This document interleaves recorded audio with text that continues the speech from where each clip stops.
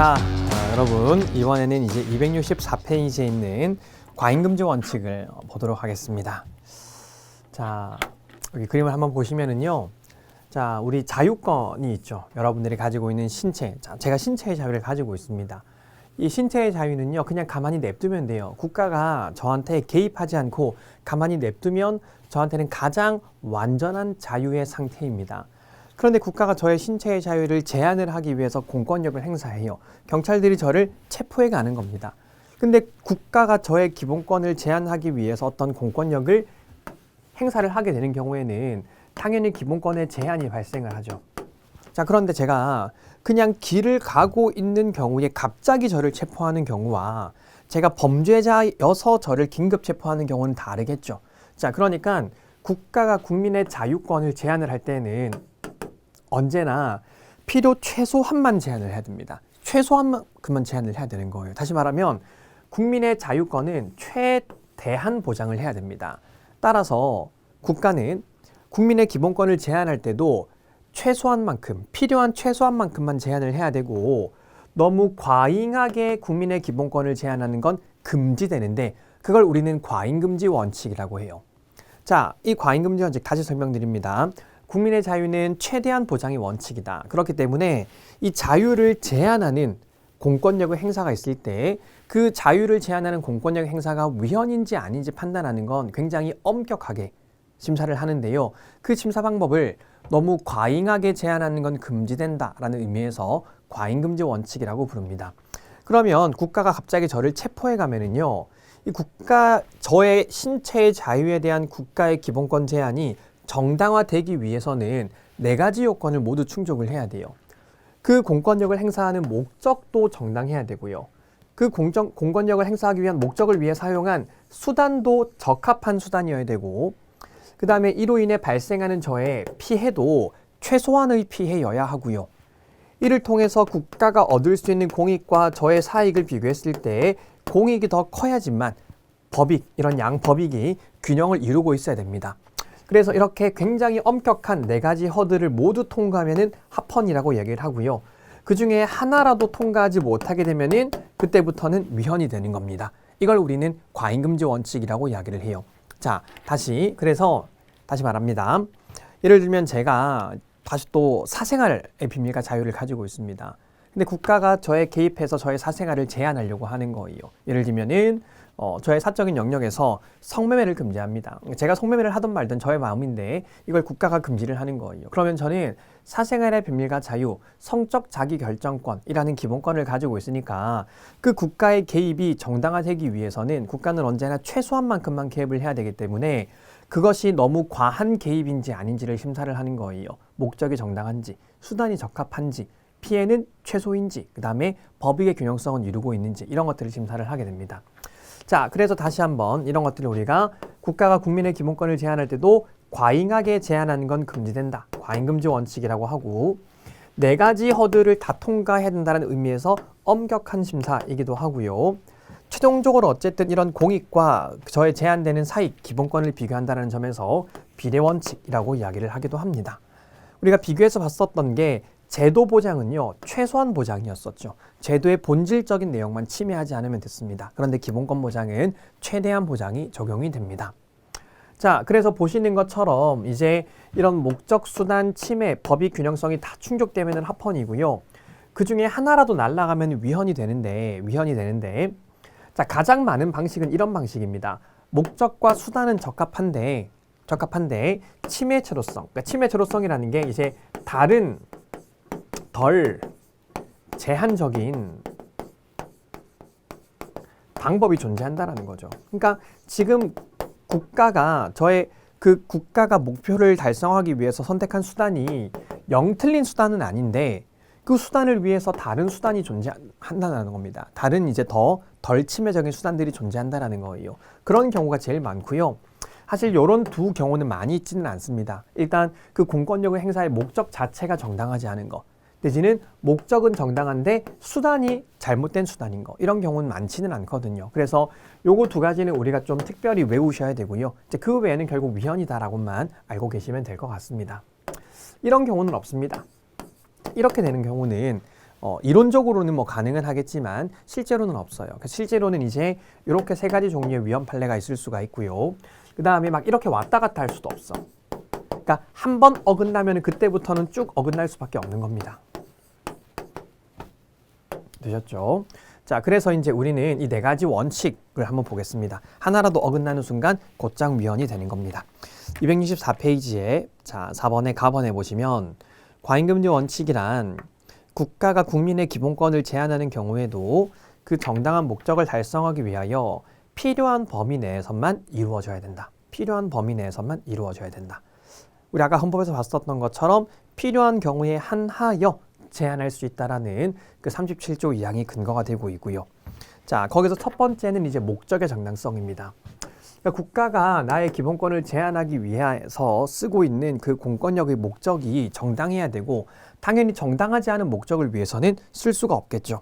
그래서 그런 것들이 이제 위헌 판례들이 있는데 몇 가지를 좀 보겠습니다. 첫 번째는요. 여러분 헌법 개정은 국민들의 권리입니다. 헌법을 어떻게 개정하는지는 국민들이 그 권리를 가지고 있고 누구든지 헌법 개정에 대해서 의견을 할 수도 있고요. 헌법에 대해서 비판을 할 수도 있습니다.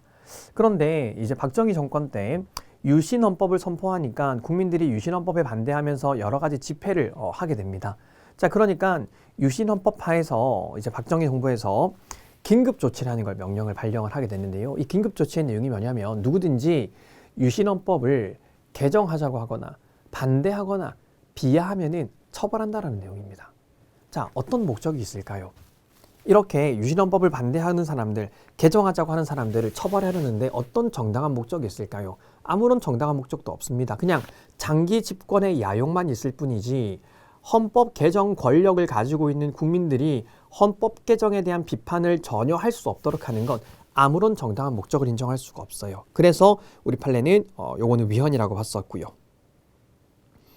그 다음에 두 번째 판례는 자 이청구인 같은 경우에는 그냥 잡범입니다. 보험 사기범이고요. 잡범이에요. 유명한 사람도 아닙니다. 그냥 일반 사인입니다. 그런데 이제 이 사람이 경찰서 조사실에서 수갑을 찬 채 조사를 받고 있었는데 경찰이 그 기자들을 불러 모아놓고 사진을 찍으라고 한 겁니다. 이 사람 사진 찍어도 돼. 그래서 기자들이 막 사진을 찍어요. 자, 그러니까 경찰이 피의자가 수갑을 찬 채 조사받는 모습을 촬영하도록 허용을 한 겁니다. 피의자라고 말씀을 드렸죠. 아직까지 무죄 추정의 원칙이 적용이 되고요. 이 사람은 유명한 사람도 아니고 그냥 보험 사기 잡범이에요. 그러니까 국민들이 관심을 가져야 하는 건 범죄 행위 그 자체에 관심이 있는 것이지 범죄를 저지른 사람이 누구인지는 사실 그렇게 중요하지 않거든요. 근데 여기서 지금 피의자에게 촬영을 허용한 행위는 말하자면 일종의 관음에 불과한 겁니다. 그러니까 어떠한 정당한 목적도 인정할 수가 없다라는 거예요. 그래서 이것도 굉장히 중요한 판례인데 제목 보시면은요. 피청구인이 보도자료 배포 직후 기자들의 취재 요청에 응하여 청구인이 경찰서 조사실에서 양손에 수갑을 찬 채 조사받는 모습을 촬영할 수 있도록 허용한 행위는 인격권. 나중에 배우겠지만 나의 얼굴을 포함하는 인격권을 침해한다라는 판례이고요. 265페이지로 넘어오셔가지고 맨 위에 첫 번째 판례 보시면 예전에는 동성동본이 금혼이 되었었습니다. 그러니까 이제 뭐 어디 박십니까 이런 것들 있잖아요. 어디 김십니까 어디 이십니까 이런 것들. 그러니까 이런 동성 그리고 본도 같으면 이제 금혼이 되었었는데 예를 들면 여러분들 연예인 중에 유진이라고 아십니까? 연예인 기태형이랑 결혼한 그 예전에 SES라는 걸그룹 출신인데요. 지금은 배우죠. 그러니까 유진과 기태형도 이제 동성동본이래요. 근데 과거에 동성동본을 왜 금지를 했었을까? 이거 사실 굉장히 미신적인 이유로 금지를 했었습니다. 예전에는 가족끼리 결혼하면 기형아가 태어난다 이제 이런 그 속설이 있었거든요. 과학적으로 전혀 증명되지 않은 겁니다. 그러니까 이제 이런 속설들 때문에 동성동본에 금혼을 한 겁니다. 근데 그러면은 방금 제가 말씀드린 박씨, 미랑 박씨, 그 다음에 김해 김씨, 그 다음에 이씨 뭐 이런 사람들은 뭐 거의 뭐 인구의 한 3분의 1, 4분의 1 정도는 만날 수 없는 일들이 발생을 하겠죠.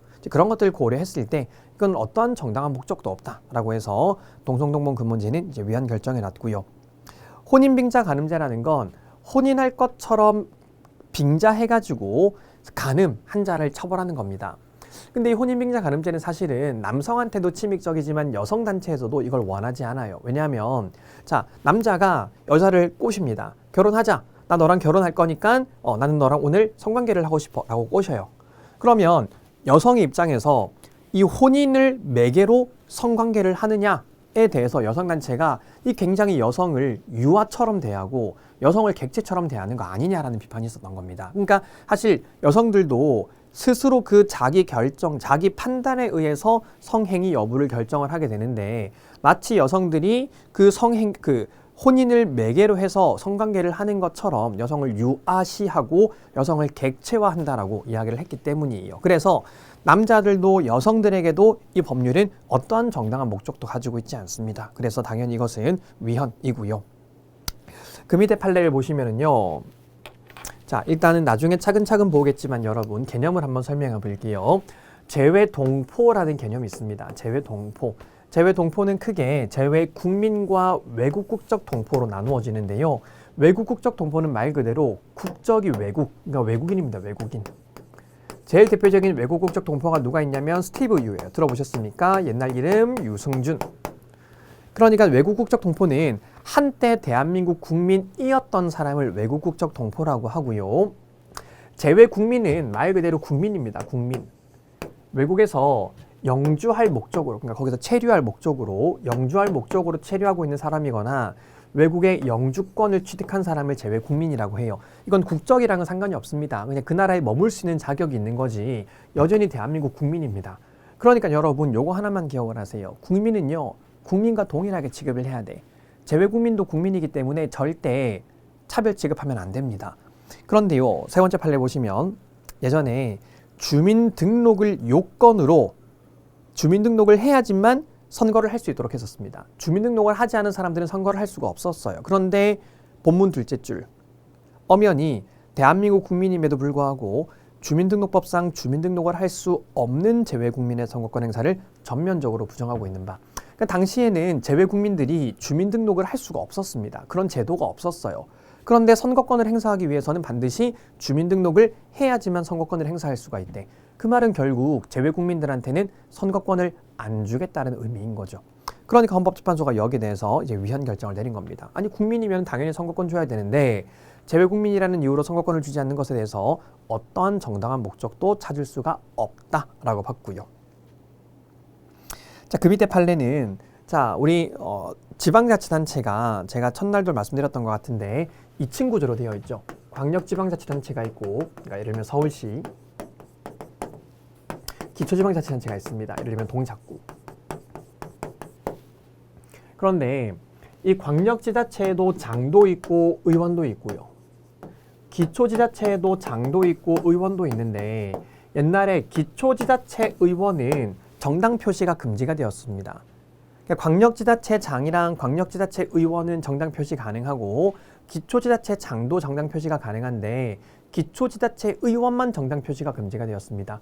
근데 여러분들 기초지자체 의원들 이름 다 알고 있습니까? 다 알 수가 없잖아요. 그러니까 당연히 우리 입장에서는 우리 국민들의 입장에서는 나랑 정치적 견해를 같이 하는 정당에 대한 투표를 통해서 이제 내지는 그 사람의 이제 정당 소속을 통해서 이제 이런 성향을 파악할 수밖에 없는데 기초 의원에 대해서만 정당 표시를 금지한 것에 대해서 정당한 목적을 도저히 알 수가 없다라는 거예요.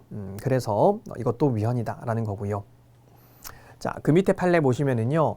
자, 이렇게 검사가 피의자에 대한 수사를 할 때 변호인이 옆에 앉아서 이 피의자를 조력을 합니다. 이게 변호인의 조력을 할 권리인 거죠. 그런데 검사 입장에서는 사실 변호인이 옆에 앉는 게 좀 귀찮을 수 있습니다. 왜냐하면 이 피의자한테 그냥 좀 유도신문 같은 것도 해가지고 좀 증거를 잘 확보하고 싶은데 이 피의자가 뭔가 불리한 말을 하려고 하면 변호사가 계속 막기 때문이에요. 그래서 검사가 변호사한테 가서 뒤에 앉으라고 얘기를 한 겁니다. 후방 착석 요구를 한 겁니다. 근데 모든 국민은 변호인의 조력을 받을 권리를 가지고 있거든요. 변호인이 피의자 옆에 앉아서 피의자를 돕는 것은 헌법상 보장된 권리입니다. 그래서 이걸 막으려고 변호인에게 뒤에 가서 앉으라고 요구한 것은 어떠한 정당한 목적도 찾을 수가 없다라는 거예요. 그래서 이 후방 착석 요구 행위는 어떠한 정당한 목적도 없어서 변호인의 변호권을 침해하고 있고요. 자, 그 다음 판례입니다.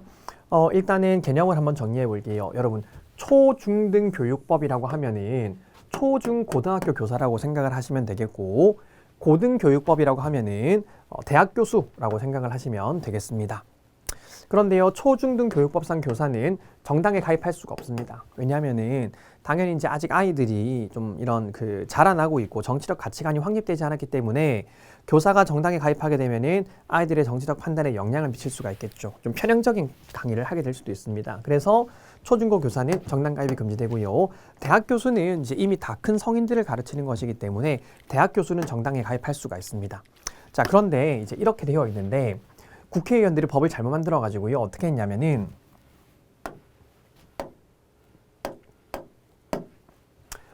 초중등 교육법상 교원들은 교원 노조에 가입할 수 있도록 하면서 대학 교수들에 대해서는 교원 노조에 가입할 수 없도록 한 겁니다. 왜 어떤 차이가 있을까요? 아무리 생각해도 차이들을 인정을 할 수가 없는 거예요. 그러니까 이거는 입법자들이 그냥 실수한 겁니다. 그냥 초중등 교육법상 교원은 교원 노조에 가입할 수 있다 라고만 규정을 두는 바람에 대학 교수들을 미처 생각하지 못했던 거예요. 그래서 이 대학 교원들, 특히 사립대 교원들한테 교원 노조를 가입할 수 없도록 하는 것도 이제 위헌이다 라고 이야기를 했고요.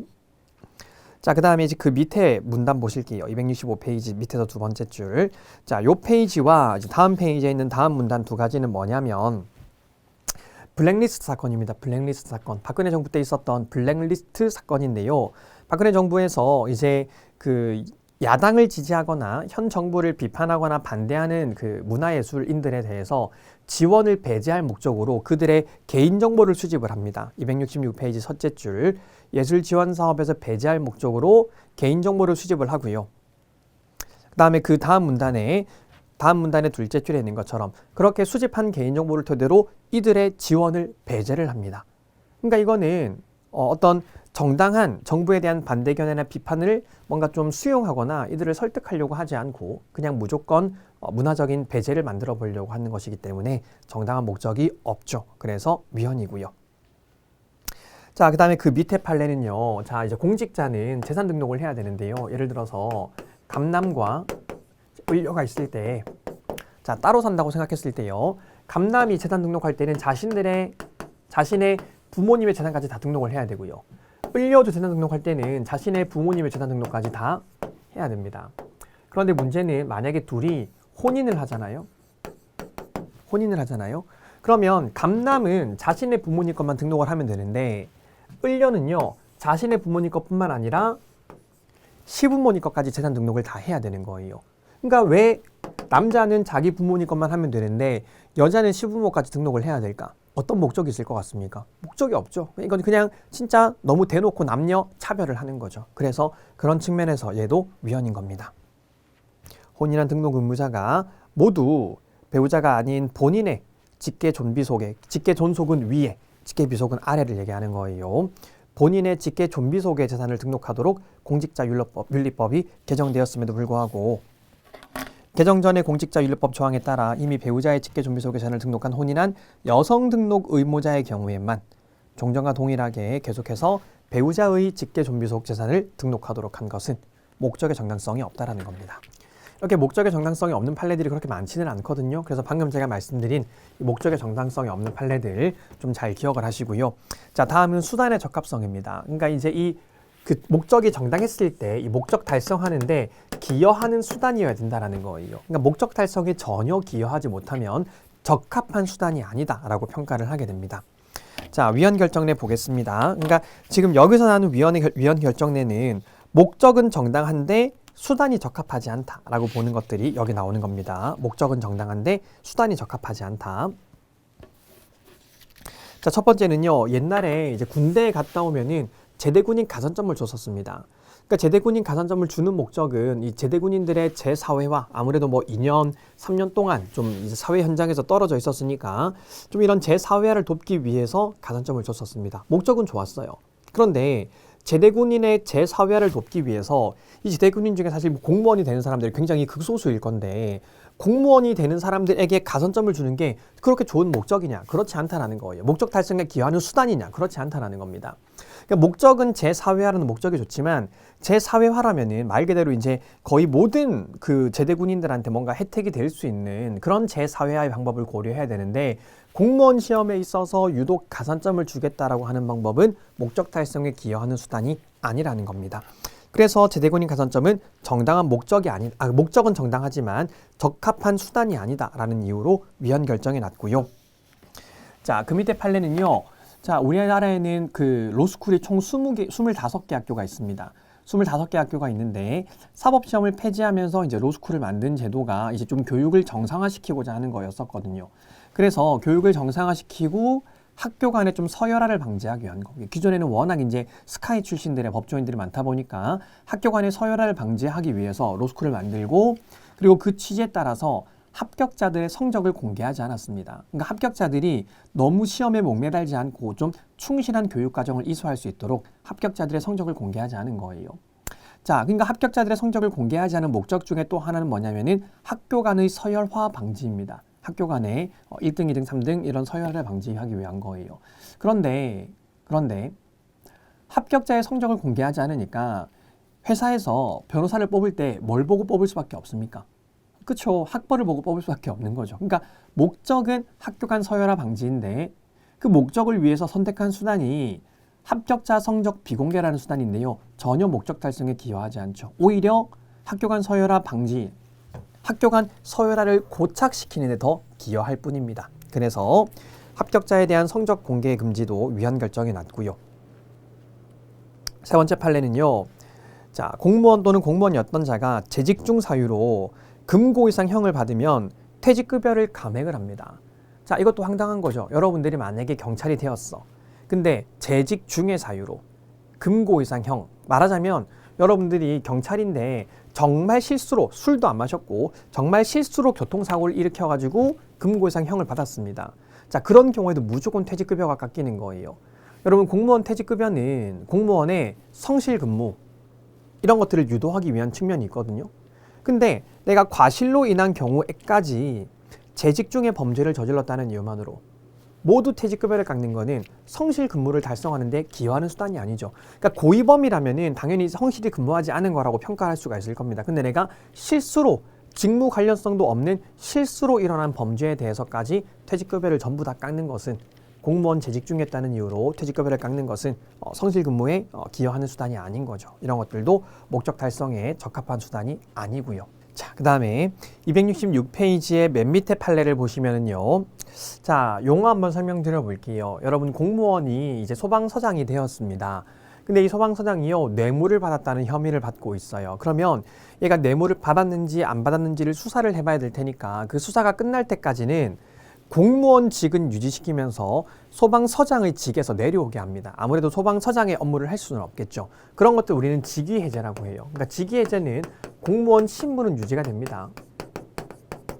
공무원 신분은 유지를 하면서 말 그대로 이제 직에서만 내리는 겁니다. 직에서만.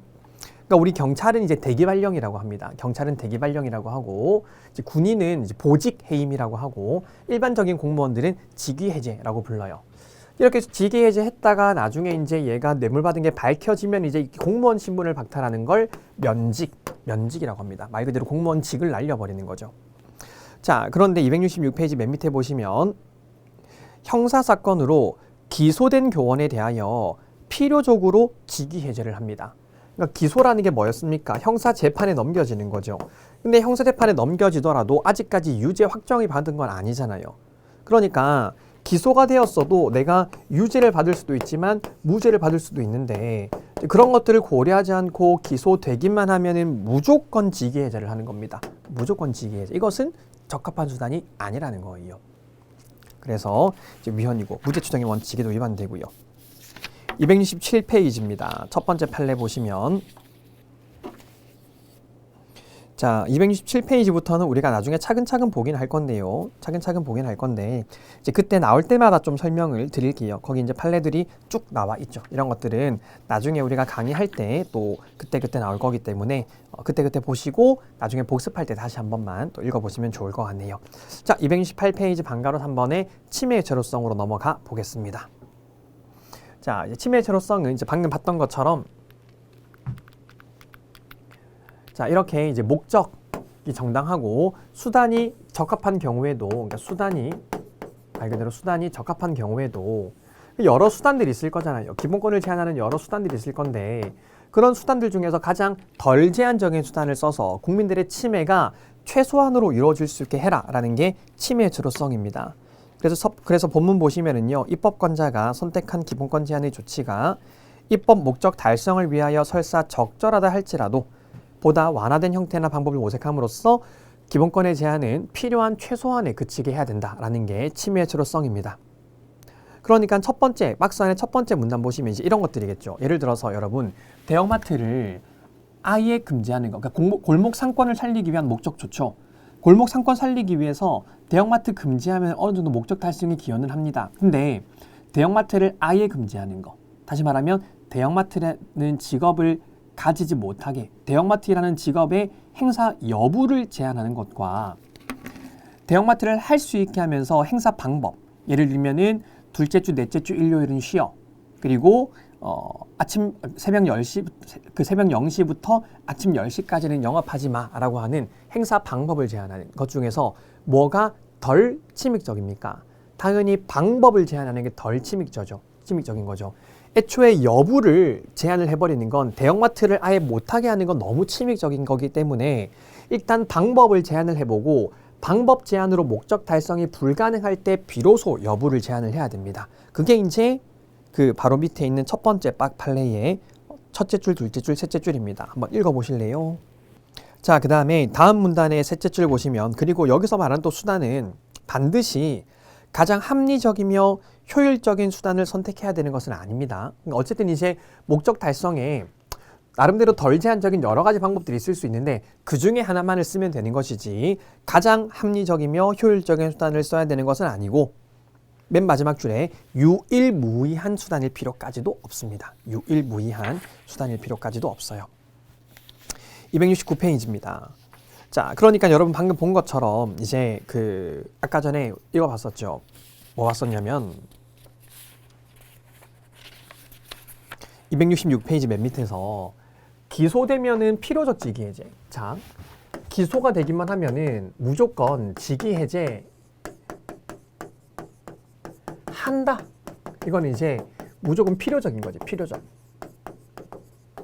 근데 기소된 공무원은 직위해제 할 수 있다. 라고 하면 이런 것도 우리는 임의적이라고 얘기를 하거든요. 그러니까 필요적은 무조건 해야 되는 거고 임의적은 할 수도 있고 안 할 수도 있는 겁니다. 둘 중에 뭐가 덜 침익적입니까? 할 수 있다가 당연히 덜 침익적인 거죠. 무조건 직위해제하는 것이 아니라 어떤 여러 가지 사정을 고려해서 직위해제 할지 말지를 판단하는 것이기 때문에 임의적 직위해제가 훨씬 덜 침익적입니다. 그런 측면에서 이런 필요적 규정과 임의적 규정이 있을 때 가급적이면 뭘 먼저 해라? 임의적 규정을 먼저 하라는 거예요. 임의적 규정으로 목적 달성 가능하면은 임의적 규정을 해야 되는 거고 임의적 규정으로도 목적 달성 가능한데도 필요적 규정을 두면 안 된다라는 겁니다. 그게 첫 번째 269페이지 첫 번째 회색 박스 안에 입법자가 임의적 규정으로도 목적을 실현할 수 있는 경우에 구체적 사안의 개별성과 특수성을 고려할 수 있는 가능성을 일체 배제하는 필요적 규정을 둔다면 이는 비례의 원칙의 한 요소인 최도 침해성의 원칙에 위반된다. 자, 그런데 뭐 당연히 예외적으로 이게 임의적 규정으로는 목적 달성할 수 없는 경우에는 필요적 규정도 허용이 될 겁니다. 그런 것들 한번 볼게요. 먼저 위헌적인 필요적 규정. 첫 번째 판례 보시면 우리 앞으로 차근차근 볼 건데 운전면허를 받은 사람이 자동차 등을 이용하여 범죄 행위를 하면 반드시 면허를 취소하도록 했었습니다. 여러분, 면허를 받은 사람이 자동차를 이용해서 범죄 행위하면 반드시 면허를 취소했었어요. 목적은 도로교통의 안전을 달성하기 위한 목적이겠죠. 근데 자동차를 이용한 범죄 행위가 얼마나 종류가 많습니까? 여러분, 차에서 노상방뇨하면 어떻습니까? 범죄 행위지. 차에서 공연음란 행위하면은 범죄 행위지. 그러니까 이런 것들까지도 모두 다 면허를 취소를 하는 겁니다. 근데 그 범죄 행위들 중에서는 도로교통의 안전에 악영향을 끼치지 않는 범죄 행위들도 있을 수 있는데 그런 것들 전혀 고려하지 않고 차를 이용한 범죄 행위를 하기만 하면은 무조건 면허를 취소하는 것은 너무 지나치다라는 거죠. 그래서 이런 필요적 규정은 위헌이 되는 거고요. 마찬가지로 위헌적인 필요적 규정 밑에서 두 번째에 보시면 아까 우리 봤었던 형사사건으로 기소가 되기만 하면은 무조건 직위해제하는 것도 위헌이라는 겁니다. 그래서 이런 임의적 직위해제로 목적 달성할 수 있으니까 무조건 직위 해제하면 위헌이라는 거고요. 그런데 합헌적인 필요적 규정 두 번째 판례 한번 보시면 이렇게 되어 있죠. 음주 측정 거부자에 대하여 필요적으로 운전면허를 취소하도록 규정한 도로교통법 조항. 음주 측정 거부자에 대하여 필요적으로 면허를 취소하도록 하는 거. 자, 여러분 우리는 0.03 이상이면은 면허 정지되고요. 0.08 이상이면은 0.08 이상이면은 면허가 취소가 되죠. 그리고 음주 측정에 불응하면은 무조건 면허를 취소하고 있습니다. 근데 만약에 이렇게 생각해 볼게요. 만약에 이런 법이 있어. 음주 측정에 불응한 자는 면허를 취소할 수 있다. 만약에 이런 법이 있다면 음주 측정에 불응하면 면허가 취소될 수도 있고 취소가 안 될 수도 있는 거죠. 자, 제가 오늘 술을 거나하게 먹었습니다. 꽐라가 됐어요. 누가 봐도 이거 혈중알코올 농도가 0.1이 넘어. 제가 이제 운전하다가 운전단속 걸렸습니다. 만약에 음주 측정에 불응하면 면허 취소를 할 수 있다고 되어 있으면 저는 음주 측정에 응하겠습니까? 안 하겠습니까? 안 응하겠죠. 안 불겠지. 왜? 불면은 0.1 무조건 넘게 나오니까 무조건 취소되지만 안 불면 면허 취소 안 될 수도 있는 거잖아요. 그러면 당연히 음주 측정에 불응한 자에 대해서는 임의적 취소로는 목적 달성을 할 수가 없는 겁니다. 따라서 이 음주 측정 불응자에 대해서는 면허를 필요적으로 취소할 필요가 있습니다. 그래서 이 음주 측정의 실효성을 확보할 수 있도록. 그래서 제가 꽐라가 됐을 때에도 어차피 안 불면 무조건 면허 취소니까 한번 불어보고 차례를 한번 확인해보자. 이런 식으로 그 목적을 달성하게 할 필요가 있는 거예요. 270페이지 마지막으로 4번 법익의 균형성은 기본권 제한 입법에 의해 보류하는 공익과 침해되는 사익을 비교해서 공익이 더 크면 합헌이지만 이걸로 인해 제한되는 사익이 더 크면 위헌이 되는 겁니다. 자, 이제 5번째 원칙인 4번째 원칙인 법률 그 본질 내용 침해 금지로 넘어가 볼게요. 자, 헌법 37조 2항에서는 국민의 모든 자유와 권리를 제한하는 경우에도 그 본질적인 내용을 침해할 수 없다라고 해서 본질 내용 침해 금지를 얘기를 하고 있습니다. 자, 그런데 이렇게 한번 생각해 보겠습니다. 이건 가볍게 보십시오. 과연 그 본질 내용이라는 게 뭐냐? 만약에 여러분 보십시오. 이 기본권에 본질적인 내용이 고정이 되어 있다면 공권력은요, 이 국민의 기본권을 제한하는 경우에도 이렇게만 제한을 해야 돼. 공권력은 국민의 기본권을 제한할 때 이 본질적인 내용은 건드리지 않는 방법으로 기본권을 제한을 해야 될 겁니다. 그래서 이 본질 내용이라는 게 절대적인 본질 내용이라는 게 정해져 있다라고 하시는 이제 절대설의 교수님들 입장에서는 모든 기본권마다 중심 핵이 있다라는 거예요. 직업의 자유에도 핵이 있고, 생명권에도 핵이 있고, 그다음에 재산권에도 핵이 있고, 이런 핵들은 절대 건드리면 안 된다라는 게 절대설의 입장이고, 상대설이라는 건 결국 그 본질적인 내용이라는 것도 고정되어 있는 게 아니라 다른 기본권과의 관계에서 상대적으로 확인할 수밖에 없다라는 게 상대설의 입장입니다. 자, 그런데 자, 우리나라에는 사형제도가 지금 인정이 되고 있죠. 자, 헌법재판소는 사형제도가 합헌이라고 보고 있습니다. 자, 이때 이제 본질 내용 침해 금지가 문제가 되었는데, 자, 사형제도는 그 사형 당사자의 생명권을 제한을 하는 제도죠. 그런데 만약에 이 생명권의 본질적인 내용이 있다라고 하면은요, 사형제도는 위헌이 될 수밖에 없습니다. 왜? 생명권의 본질적인 내용이 있다고 하면은 우리는 생명권을 제한할 때도 이 본질적인 내용을 건드리지 않고 제한해야 되잖아요. 예를 들어 본질적인 내용이 심장일 수도 있고 본질적인 내용이 뇌일 수도 있고, 그러니까 그 본질적인 내용을 제외하고만 건드려야 되는 겁니다. 그러면은 사형제도라는 건 사실상 있을 수가 없는 거지. 자, 그러니까 우리 헌법재판소는 사형제도 사건에서 이 본질적인 내용이 고정되어 있는 것이 아니라 이 본질적인 내용은 상대적인 관계에서 확인할 수밖에 없다라고 해서 상대설의 입장을 취하고 있습니다. 그 정도만 기억을 하시면 돼요. 나번에 네 번째 문단. 우리 헌법재판소는 그 문단 마지막 줄에 사형제도 사건에서 상대설의 입장을 취하였다. 사형제도 사건에서 상대설의 입장을 취하였다. 다만 이제 재산권과 관련해서는 이제 뭔가 본질적인 내용이 있는 것처럼 표현하는 경우들도 있기는 합니다. 근데 어쨌든 여러분들이 기억하실 건 사형제도 사건에서 결국 생명권이라는 것도 제한을 할 수가 있다. 생명권이라는 것도 제한을 할 수가 있다라는 거. 이제 그런 정도로 정리를 하시면 되겠네요. 자, 이제 271페이지 6번 특별권력관계로 넘어가 보겠습니다. 이 특별권력관계는 이제 과거에 이제 법으로부터 자유로운 영역으로 불렀었습니다. 이제 무슨 말이냐면 이제 원래 이제 군주의 영역이 있었고 이제 군주의 영역이 있었는데 이 군주가 이제 국민의 대표자에게 이제 권한을 넘겨주게 되죠. 그래서 이제부터는 이제 법이 지배하는 법치의 영역으로 넘어오게 됩니다. 그전에는 인치였었는데 이제 법치로 넘어오게 되는 거죠.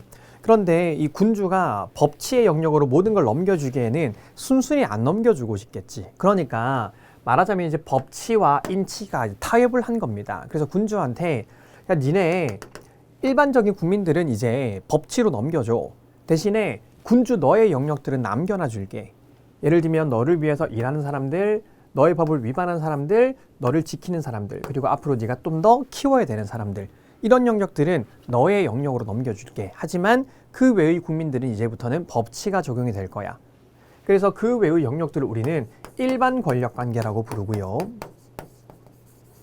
이런 법으로부터 자유로운 영역들, 군주의 영역들을 특별 권력관계라고 부릅니다. 자, 그런데 당연히 여러분들이 지금 이제 공부하는 게 말 그대로 이제 특별 권력관계가 되기 위해서 공부를 하는 거지. 공무원이 되기 위해서 공부를 하는 거죠. 그럼 여러분들 공무원이 되면은 법으로부터 자유로워도 됩니까? 여러분들 막 법률에 근거 없이도 막 생명권 박탈해도 되고 법률에 근거 없이 많은 기본권을 제한해도 됩니까? 그렇지는 않겠죠. 그래서 오늘날에는 사실은 특별 권력관계라는 개념이 인정되지는 않습니다. 그냥 관행적으로 단어를 쓰기도 하는데 오늘날에는 이런 사람들도 당연히 법에 의한 교육을 받습니다. 따라서 기본권을 제한할 때 법률에 근거가 있어야 되고요. 그 다음에 기본권 제한의 한계를 준수해야 됩니다. 근데 물론 일반적인 공무원, 제조사, 군대 교육은 우리 일반 국민들보다는 상대적으로 더 넓은 기본권 제한이 가능하긴 할 거예요. 상대적으로 더 넓은 제한이 가능하긴 하겠지만 그럴 때도 법률에 근거가 있어야 되고 그 다음에 우리가 방금 봤었던 과잉금지 원칙 등을 준수하여야 한다라는 겁니다. 자, 그래서 이제 뭐 이 부분은 중요한 내용은 아닌데 다시 말씀드리면 이제 국가와 일반 국민은 일반 권력 관계. 그래서 일반 국민들에 대해서 이제 국가가 부과하는 게 뭐 형벌이나 세금 이건 모두가 받는 거잖아요. 근데 이제 공무원과 국가 관계가 특별 권력 관계. 그 특별 권력 관계의 내용이 이제 상관이 하급 공무원한테 명령도 하고 그걸 위반했을 때 징계도 하고 하는 거죠. 자, 271페이지 6번의 가번입니다. 특별 권력 관계란 일반 권력 관계에 대비되는 개념으로서 법률 규정이나 당사자의 동의와 같은 특별한 법적 원인에 의해 공법상 특정한 목적 달성에 필요한 한도 내에서 특정한 자에게 포괄적 지배권이 부여되고 상대방은 이에 복종하는 것을 내용으로 하는 관계를 말한다. 공무원, 군인, 교육, 그 다음에 복역 관계. 나번 두 번째 문단. 헌법재판소도 수용자의 기본권 제한에 대한 구체적인 한계는 37조 2항에 따라 법률에 의하여 구체적인 자유, 권리의 내용과 성질, 제한의 태용과 정도 등을 교량하여 설정하게 되며 수용시설 내의 안전과 질서를 유지하기 위하여 이들 기본권의 일부 제한이 불가피하더라도 우리 원래의 기본권 제한처럼 본질적인 내용을 침해해서는 안 되고요. 과잉금지 원칙도 위배되어서는 안 된다라고 해서 특별 권력 관계에도 여전히 비례 원칙이 적용이 된다라는 입장을 취하고 있습니다. 그렇죠? 그 정도 읽어보시면 될 것 같고요. 272페이지로 넘어오시고요. 그래서 맨 밑에 판례가 뭐냐면 그 육군 3사관학교라고 해서 그 육군 장교들을 키우는 학교가 있습니다. 그러니까 육군 3사관학교의 육군 3사관학교 사관생도는 말하자면 군인이기도 하고 학생이기도 하죠. 그러니까 말하자면 특별 권력 관계예요. 근데 이 육군 3사관학교의 그 내부 규율 중에 뭐가 있었냐면은 음주 금지 규정을 2번 위반하면 퇴학시킨다라는 게 있었습니다.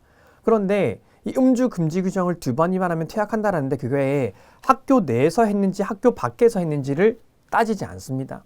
그래서 이 청구인 같은 경우에는 부모님이 면회 오셔서 술 한번 조금 마셨고요. 친구랑 외박 나가가지고 술 조금 마셨고 휴가 나가가지고 술 조금 마셨고 그 다음에 추석 때 명절 때 음복 조금 했습니다. 그게 다 걸린 거예요. 어떻게 걸렸을까? 지가 술술 풀었겠지.